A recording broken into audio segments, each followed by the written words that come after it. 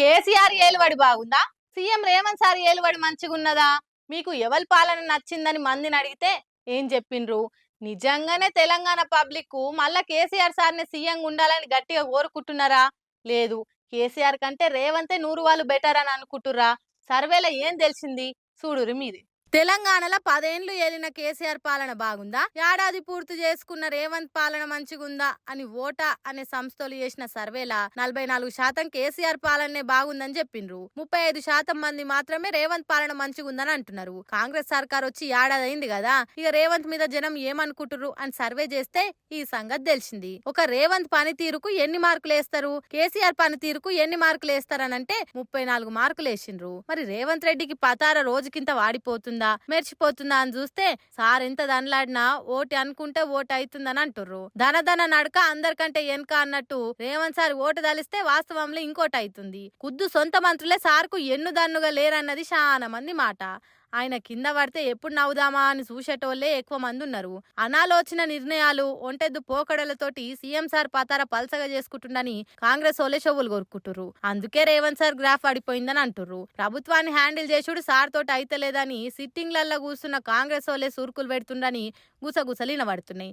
మరి చూడాలే మళ్ళొచ్చే ఏడాది వరకు అందరు ఒపీనియన్ రాంగ్ అని ప్రూవ్ చేస్తాడో, ఇంతకంటే పతార వాడగొట్టుకుంటాడు. ఓట్లకు ముందు ముఖ్యమంత్రి రేవంత్ సార్ ఏమన్నాడు?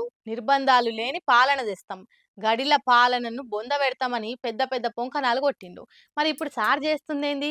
ప్రతిపక్షం నోరు తెరిస్తే అరెస్టులు, కాలు బయట పెడితే కేసులు, పరామర్శలకు పోతే నిర్బంధాలు, విమర్శిస్తే కేసులు. ఇందిరమ్మ ప్రజాపాలన అంటే పరిపూర్ణ నిర్బంధాల పాలన అని ఇన్నొద్దులు మాకు తెలియకపాయే సారు అని అంటుర్రంతా.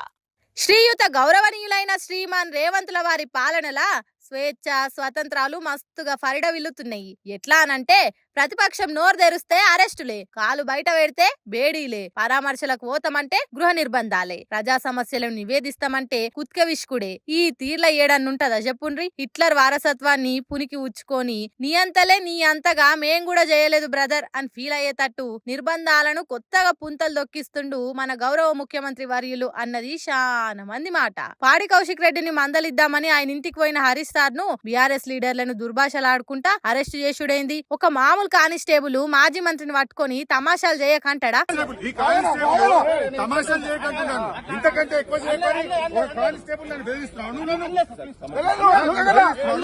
ఎంత ధైర్యం, ఎవరిచ్చిన ధైర్యం? ముఖ్యమంత్రి తమ్మునికి ఏం హోదా ఉందని ఆయన కలెక్టరేట్ కు పోతే రూమ్లున్న కలెక్టరే ఎదురొచ్చి తోలుకొని పోతాడు. ఒక ప్రతిపక్ష నేతగా వాళ్ళ పార్టీ లీడర్ ను మందలిచ్చేతందుకు పోతుంటే పోవద్దని అరెస్టులా, బలవంతంగా బండ్లెక్కి పోలీస్ స్టేషన్లకు తరలిస్తారా? మీరెంత నిర్బంధాలు చేస్తే అవే మీ పార్టీని సమాధి చేసే తూటాలైతాయని మరవద్దు సారు. చరిత్రలో ఇంతగానం నిర్బంధాలు చేసిన నియంతలంతా దిక్కుమొక్కు లేకుండా పోయినరు. పోలీసులను నమ్ముకొని పాలన చేసిన వాళ్ళందరి ప్రభుత్వాలకు పాడేగట్టిన చరిత్రలు మరవద్దు సారు. గీ తుట్టె బెదిరింపులకు పిట్ట కేసులకు హరీష్ రావు అసొంటి లీడరు భయపడేటోడేనా? గట్ల భయపడితే ఇలా రాష్ట్రం వచ్చేదా? సమైక్యాంధ్రోలనే లెక్క చేయకుండా ముందుకు నడిచిన మొండిఘటం హరీష్ రావు అసొంటి ప్రజాబలమున్న నేతలను టచ్ చేస్తే ఏమైతుందో రాను రాను మీకే ఎరకైతది అని గట్టిగా కౌంటర్లు ఇస్తుండ్రు హరీష్ సార్ అభిమానులు.